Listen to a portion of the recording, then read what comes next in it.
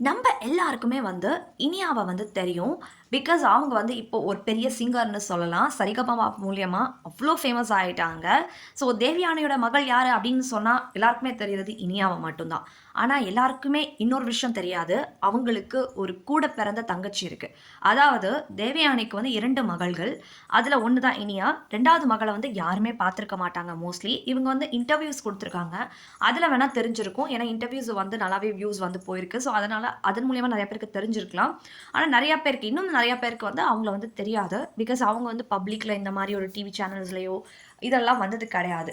ஆனா இவங்க நடிகையா? அப்படின்ற ஒரு கேள்வியும் இருக்கு. காரணம் என்னன்னா, இவங்களுக்கு நடிகை ஆகணுன்றது தான் ஆசையா. இனியா அப்படி கிடையாது. இனியாவுக்கு வந்து சிங்கர் ஆகணும், ஒரு பேக் ஸ்டேஜ்ல வொர்க் பண்ணணும் அப்படின்றது தான் ஆசையா. ஆனா இவங்க வந்து தேவயானி மாரியே அப்படியே இருக்கிறதுனால, இவங்க முகஜாடையும் வந்து அப்படியே தேவயானி மாரி இருக்கு. ஸோ அதனால இவங்க கண்டிப்பா வந்து ஹீரோயின் மெட்டீரியல். இவங்க ஹீரோயின் ஆகுறதுக்கு தான் எல்லா முயற்சிகளையுமே பண்ணிட்டு இருக்காங்களாம்.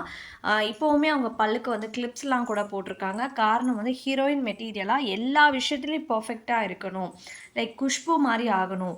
அவங்க ஃபேஸ் ஜாடையிலே வந்து தேவயானி மாரி இருந்தாலும், அவங்க பார்க்க சப்பியா இருக்கிறது வந்து ஒரு குஷ்பு மாரி, ஹன்சிகா மாரி லைக் அப்படி வரணுன்றது அவங்களோட ஒரு பெரிய ஆசையா இருக்கு.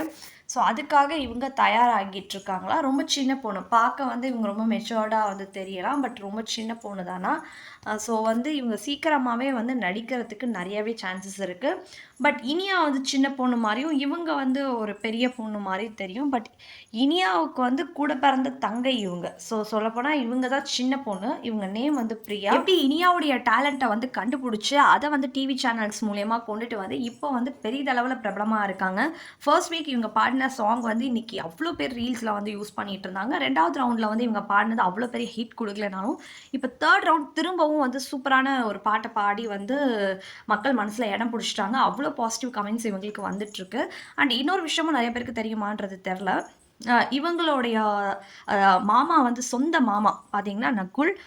ஸோ இவருமே வந்து இந்த டைம் வந்திருக்காரு. தொடர்ந்து 2 வீக்ஸா வந்து தேவயானி மேம் வந்து இவங்கள என்கரேஜ் பண்றதுக்காக ஒரு பேரண்ட்ஸா, அதாவது ஒரு மாமாவாவும் சப்போர்ட் பண்ண வந்திருக்காரு. பிளஸ் வந்து ஆடியன்ஸாவும் என்கரேஜ் பண்ண வந்திருக்காரு.